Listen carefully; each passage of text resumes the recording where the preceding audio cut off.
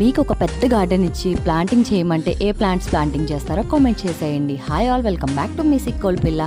Last బ్లాగ్లో చెప్పాను కదా, లోటస్ సీడ్ని అయితే ప్లాంటింగ్ చేద్దామని చెప్పేసి ఆల్రెడీ చేసేసాము కూడా. ఎలా చేయాలి ఏంటి అని ప్రాసెస్ కూడా చెప్పేశాను. అయితే ఈ సీడ్ గురించి 5 డేస్కి ఎంత పెరిగింది ఏంటి అనేది అప్డేట్ ఇస్తానని చెప్పాను కదా. సో 5 డేస్ వరకు నేనైతే వెయిట్ చేయలేకపోయాను.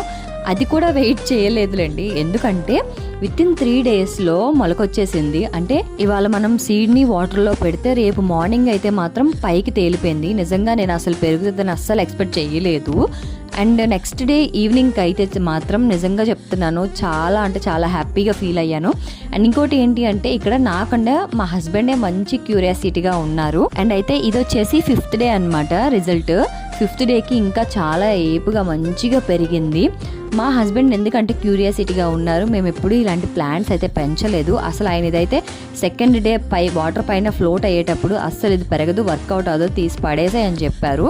బట్ మంచిగా పెరిగిందండి. చాలా అంటే చాలా హ్యాపీగా ఫీల్ అయ్యాను. నిజంగా మీషో సీడ్స్ అయితే ఇంత క్వాలిటీగా ఇంత మంచిగా పెరుగుతాయని అస్సలు ఎక్స్పెక్ట్ చేయలేదు. అండ్ నెక్స్ట్ కమింగ్ వ్లాగ్స్లో అయితే ప్లాంటింగ్ సీడ్స్ వ్లాగ్స్ వస్తాయి అండ్ అలాగే శ్రీకాకుళం వ్లాగ్స్ కూడా వస్తాయి. వీడియో నచ్చితే లైక్ చేయండి. Do follow for more Srikakulam vlogs. Thanks for watching friends. Bye.